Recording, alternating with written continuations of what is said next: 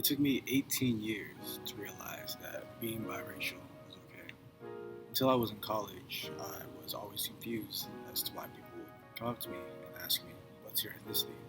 It made me self-conscious of who I was, but looking back, I'm glad I went through those experiences because it made me who I am today. Proud to be black, Asian, biracial, and most importantly, Blasian. My name is Larz Broussard.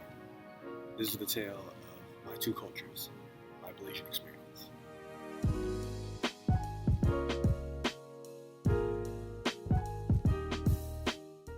I was born on January 8th, 1997.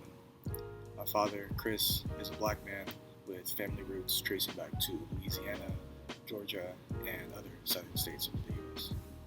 My mother, Crescentia, is a Filipino-American woman immigrating here with her family when she was about 10 years old.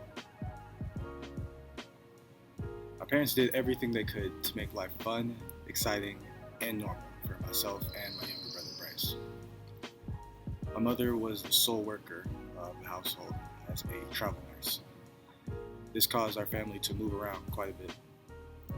By the time I had graduated high school, we had lived in about 10 different cities across Southern California, splitting time between LA County and Orange County.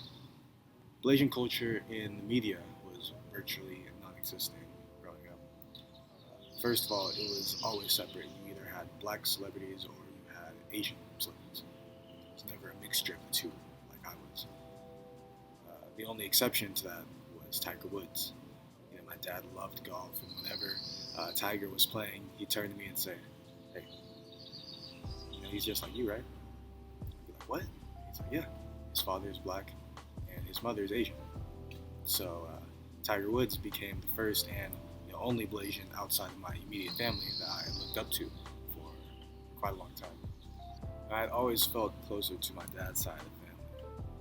I lived in Inglewood until I was about 8 years old, and most of my mom's family lived over there. All my aunties and uncles living just a short drive away from each other. Very family-oriented group.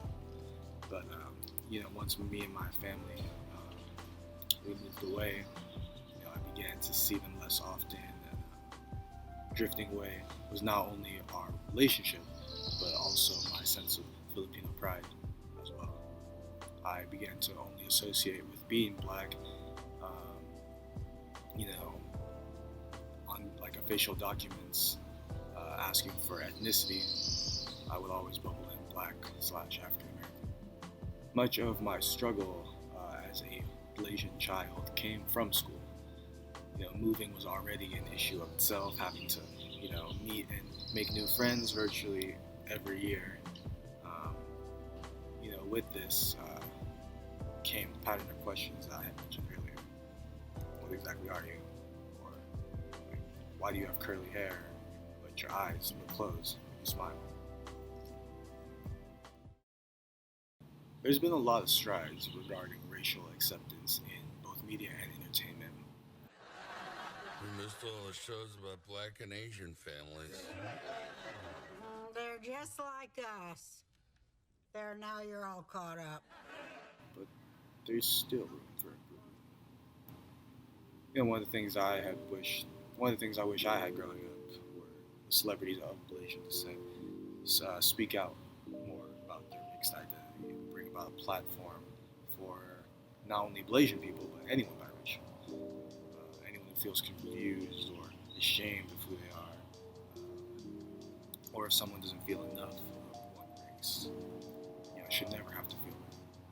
I think now more than ever, with social media and the ability for anyone to share their story, I think it's important for us as a culture to come together and share our truth, whether celebrity or not. Growing out my hair was probably one of the best things that I ever, did in terms of embracing my identity.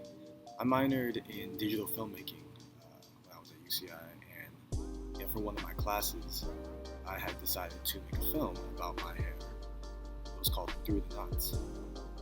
It was an experimental film that compared the knots in my hair to the obstacles in my life, while channeling the the struggles of natural hair care amongst Black people. Not only did I get an A, but my film had gotten chosen to be in the collegiate showcase of the Newport Beach Film Festival. Being able to showcase my work in a movie theater setting, especially something so personal within my growth as a person, was very rewarding. Up until this point, I was always nervous as to what people would think of my appearance because I was never sure about it myself. But everything I'd gone through in college, it all led me to this. A full acceptance of who I was, who I am, and I'll always have something